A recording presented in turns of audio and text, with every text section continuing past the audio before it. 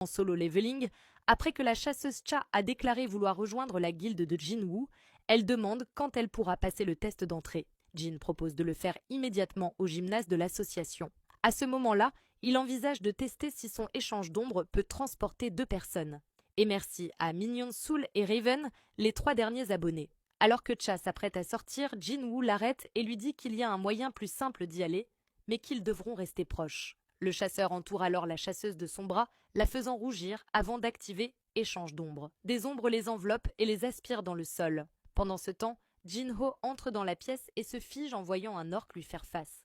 Il regarde, choqué. La créature attrapait son plat et l'engloutir en une bouchée. Les lumières s'allument dans le gymnase alors que Jinwoo et Cha apparaissent. Cette dernière, stupéfaite, réalise qu'ils ont été téléportés. Jinwoo pense « J'avais raison », il comprend que Échange d'ombre fonctionne comme un portail. Son emplacement devient l'entrée et son ombre la sortie. Le temps de recharge est peut-être de 3 heures, mais avec cette compétence, il peut voyager n'importe où dans le monde. Jinwoo déclare « Commençons ». Mais Cha se rend compte qu'elle a oublié son arme. Jin lui demande en plaisantant si elle parle de la pioche. Honteuse, elle rougit, se rappelant que c'était la première arme qu'il l'avait vue utiliser. Cha répond que ce n'est pas son arme et Jinwoo rit, avouant qu'il plaisantait. Toujours rouge, elle dit qu'elle peut trouver une arme correcte dans la réserve. Elle ouvre la porte avec sa carte et annonce que les armes ne sont pas extraordinaires, mais adaptées à un entraînement. « Je suis prête », dit-elle en sortant avec une épée. Jinwoo lui demande si elle est à l'aise avec, notant que ce n'est pas son épée habituelle